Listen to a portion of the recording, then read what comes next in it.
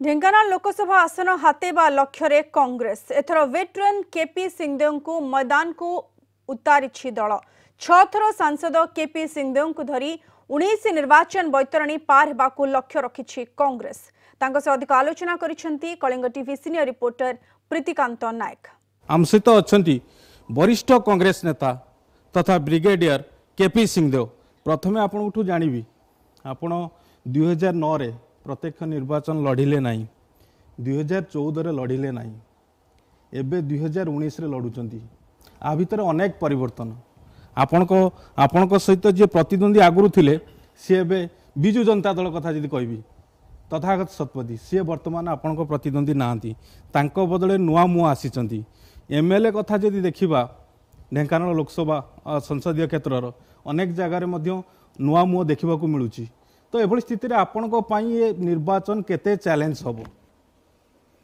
सबु निर्वाचन होची चैलेंज, कौन सीटा सहज नुहे। किंतु मु जने सैनिक लोक, प्रथम युद्धर जो नीति अच्छी selection and maintenance of aim is the first principle of war.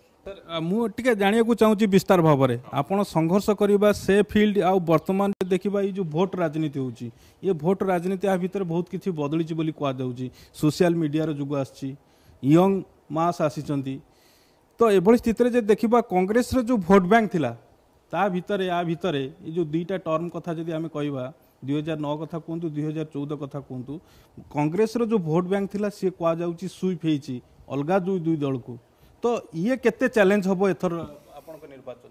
आम जो चाइना संगे पाकिस्तान संगे युद्ध करने को इंदिरा गांधी डिसाइड करले, हम कौन पचारि करते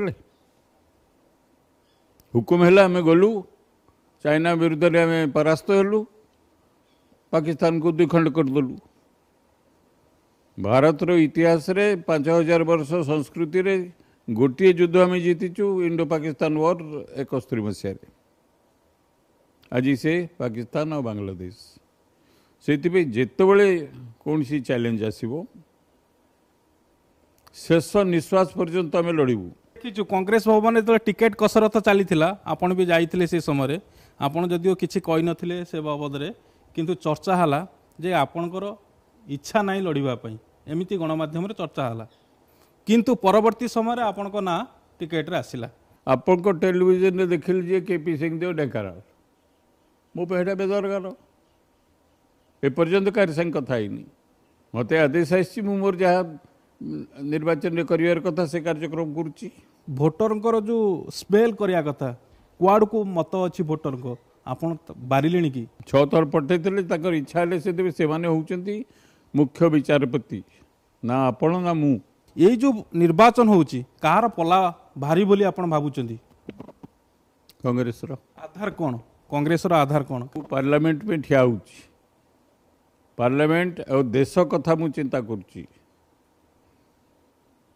वार्ड कथा चिंता करू नहीं कि पंचायत कथा चिंता करू नहीं। जातीय राजनीति कथा आपको पचारि 2014 कहगला जे मोदी गोटे लहर चली आपण 2019 रे ताकू अनुभव करुँच कि सहित एडिशन गोटे रखी जो एयर स्ट्राइक है तार इंपैक्ट राजनीति रही। जो माने फौज रे अच्छु आर्मी नेवी एयरफोर्स आमे आम कर्तव्य करूँ ताकू नहीं राजनीति करियो इतने घृण्य जिनस मु केबे देखिनी। आज आमे तो पाकिस्तान को हरेलु, इंदिरा गांधी दिन भी कही ना। मु आपठू जाना चाहूँगी 2014 जो फलाफल रही जो कहगला मोदी लहर बहुत भल कथा, बहुत भल कथा पचारे। 2014 और 2019 रे छत्तीसगढ़ टा कौन है, राजस्थान टा कौन है, मध्य प्रदेश टा कौन है। आम कथा होलु ब्रिगेडियर केपी सिंहदेव जो वरिष्ठ कांग्रेस नेता एथर ढेंकानाल लोकसभा आसन प्रार्थी होती। निर्वाचन फलाफल तो मे 23 आसो, किंतु ता पूर्व आम जो आलोचना करूँ ढेंकानाल ठू नहीं दिल्ली पर्यंत तांकर से मत रखुले।